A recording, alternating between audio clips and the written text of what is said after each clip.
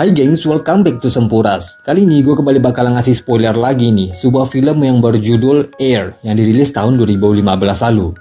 Film ini mengangkat kisah saat dunia terjadi perang besar-besaran dan radiasi nuklir telah meracuni udara di seluruh dunia. Untuk menyelamatkan populasi di masa depan, pemerintah Amerika Serikat telah menyiapkan sebuah bangkai raksasa untuk menyelamatkan manusia-manusia bibit-bibit unggul, seperti ilmuwan, dokter, dan teknisi. Di sana, para orang-orang terpilih ini akan dimasukkan ke dalam sebuah kapsul dalam kondisi tertidur untuk waktu yang sangat lama. Prediksi tercepat selama 25 tahun, dan paling lama bisa sampai 150 tahun. Dan para orang-orang yang tertidur ini disebut dengan sleeper. Mereka akan terbangun lagi ketika udara di bumi sudah aman untuk dihirup, dan kapsul tempat mereka tertidur akan otomatis terbuka. Bangkai raksasa ini terdiri dari beberapa blok. Masing-masing blok dijaga oleh 2 petugas. Para petugas ini yang memastikan para sleeper baik-baik saja. Mereka bertugas menyuplai oksigen dan makanan para sleeper ini dengan cara disuntikkan oksigen. Dan juga, para petugas ini akan tertidur dalam waktu yang sangat lama. Mereka akan bangun sekali 7 bulan. Dan ketika mereka bangun dan menjalankan tugasnya, para petugas ini hanya memiliki waktu selama 2 jam untuk melakukan maintenance, pemeriksaan, dan memberikan suplai makanan. Saat salah seorang dari petugas ini yang bernama Cartwright memeriksa kapsul para sleeper, ia berbicara pada seorang wanita. Wanita ini adalah salah satu dari para sleeper, dan kemunculan wanita ini hanyalah halusinasi Cartwright. Efek tidur dalam waktu yang lama membuat ia merasa memiliki hubungan emosional dengan sleeper yang selalu ia jaga.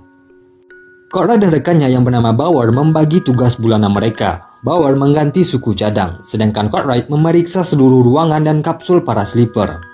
Karena Cartwright selalu diganggu kemunculan bayangan wanita tadi, ia melewatkan memeriksa kapsul yang akan ia gunakan.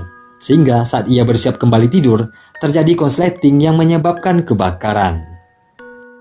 Akibat kebakaran itu, Cartwright dan Bauer hanya memiliki 1 kapsul untuk mereka gunakan. Sehingga opsi lain hanya mencari suku cadang kapsul tersebut di luar blok mereka. Dan risikonya, oksigen yang mereka hirup terpaksa terbuang ketika pintu segel blok tersebut dibuka. Sampai akhirnya, suku cadang tersebut didapatkan dan kapsul berhasil diperbaiki. Bauer meminta ia yang duluan tidur menggunakan kapsul yang telah diperbaiki tersebut. Tapi saat ia telah memasuki kapsul itu, Bauer mendengar suara seperti ada kebocoran di kapsul itu, sehingga ia meminta Cartwright memeriksanya.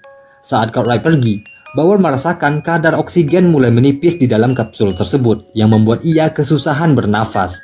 Ia memanggil-manggil Cartwright, tapi tak ada respon.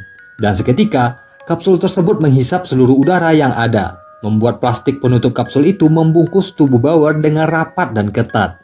Karena plastik tersebut sangat tebal, Bauer tak bisa melepaskan diri. Ia pun akhirnya tak sadarkan diri karena kehabisan nafas. Cartwright kembali menemui Bauer. Ia langsung merobek plastik yang membungkus Bauer, dan perlahan-lahan Bauer kembali sadar karena ia masih dalam kondisi mati suri, alias jantungnya masih berdetak. Karena kapsul tersebut rusak, Bauer memutuskan mengambil salah satu kapsul para sleeper dan otomatis mengorbankan salah seorang sleeper. Saat Cartwright bersiap menyuntikkan morfin pada sleeper tersebut, bayangan wanita tadi kembali muncul. Ia mencegah Cartwright melakukannya, dan akhirnya percobaan pembunuhan tersebut batal dilakukan. Setelah selesai berkelahi mengenai kapsul para sleeper itu, Bauer mengikuti saran Cartwright mencari suku cadang di blok lain atau di fasilitas lain. Dan risikonya mereka kembali harus membuang oksigen yang tersisa ketika pintu segel dibuka. Dan karena Cartwright yang bersikeras mencari suku cadang itu, ia yang turun langsung mencari menggunakan pakaian lengkap seperti astronot. Cartwright hanya memiliki total oksigen selama 30 menit, dan saat ia baru meninggalkan blok tersebut, ia menemukan sebuah mayat tentara tepat di depan pintu blok mereka. Cartwright melanjutkan perjalanan melalui lorong-lorong yang telah terkontaminasi debu beracun, sembari diarahkan Bauer melalui monitor. Sampai pada akhirnya, Cartwright menemukan pintu segel sebuah ruangan. Tapi sayang, pintu itu tak bisa dibuka, dan bahkan tak ada kehidupan di dalam blok tersebut. Cartwright memasuki saluran udara untuk menembus masuk ke dalam blok itu. Saat ia merayap di dalam saluran tersebut, ia menemukan bangkai-bangkai mayat manusia yang telah jadi tulang belulang berada di sana. Sepertinya juga terperangkap kehabisan udara. Saat Bauer memonitor pergerakan Cartwright, ia melihat kamera CCTV. Ia pun teringat momen-momen saat ia nyaris mati ketika di dalam kapsul. Bauer memutuskan memeriksa rekaman CCTV tersebut dan ternyata terlihatlah di rekaman itu Cartwright hanya terdiam memandangi sebuah kertas ketika Bauer memanggil-manggil namanya dan kejang-kejang karena terhisap kapsul yang rusak. Cartwright berhasil menembus masuk ke dalam fasilitas itu dan benar-benar tak ada kehidupan lagi. Karena blok tersebut berada di lantai atas, Cartwright menyusuri seluruh ruangan tersebut dan ternyata telah hancur karena serangan nuklir dan tembus sampai ke permukaan. Dan kemungkinan hanya ia dan Bauer yang masih hidup di dalam bunker tersebut. Cartwright kembali ke bloknya. Saat ia ingin memasuki blok tersebut, Bauer mengunci dari dalam dan terbukalah semua cerita mengenai Cartwright dengan sengaja membiarkan Bauer mati karena kapsul yang rusak. Bauer yang kecewa dengan rekaman CCTV itu, ia memutuskan balas dendam dan tak mengizinkan Cartwright memasuki blok tersebut. Stok oksigen Cartwright mulai menipis. Ia memutuskan memasuki saluran udara untuk menerobos masuk ke dalam blok tersebut. Saat ia berhasil masuk, ternyata Bauer telah menanti kedatangannya dengan menodongkan sebuah pistol. Pistol ini ia dapat dari bangkai tentara yang terjebak di depan pintu masuk tadi. Cartwright berhasil menghindar dan sembunyi. Mereka berdua terlibat aksi kucing-kucingan dengan Bauer yang memegang pistol. Saat Bauer lengah dan fokus memburu Cartwright diam-diam berhasil masuk menuju ruang obat-obatan. Dan di sana bayangan wanita itu kembali muncul. Ia merayu Cartwright untuk membunuh Bauer menggunakan suntikan morfin. Dan kemungkinan kejadian Cartwright membiarkan Bauer hampir mati sebelumnya akibat rayuan dari bayangan wanita ini. Cartwright mulai memburu Bauer. Saat ia memeriksa monitor, tiba-tiba Bauer menembaknya dari belakang. Saat Cartwright tersudut, ia memberikan sebuah foto pada Bauer dan berkata wanita yang ada di foto itu membutuhkannya. Lalu Cartwright mulai berpura-pura gila dengan berbicara sendiri dengan bayangan wanita tadi. Saat Bauer bingung dan heran melihat tingkah Cartwright yang seperti orang gila, Cartwright langsung menyerang Bauer lalu kabur meninggalkan ruangan tersebut. Bauer mengambil foto yang ditinggalkan Cartwright dan foto tersebut adalah foto salah seorang dari para sleeper.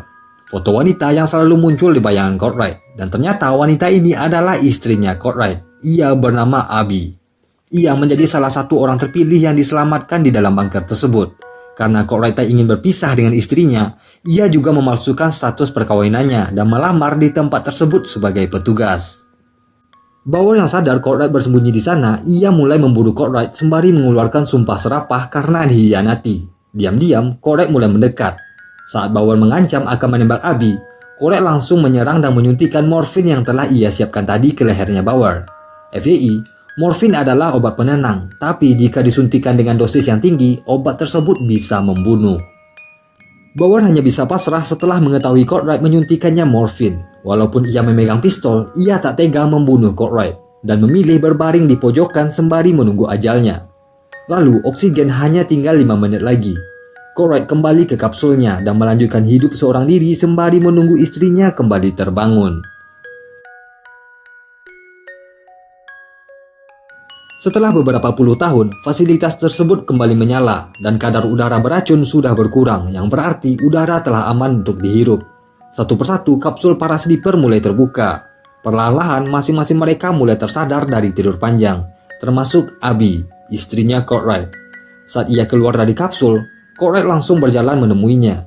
Cartwright pun telah tumbuh menjadi tua dan bertahan menunggu sampai istrinya terbangun kembali.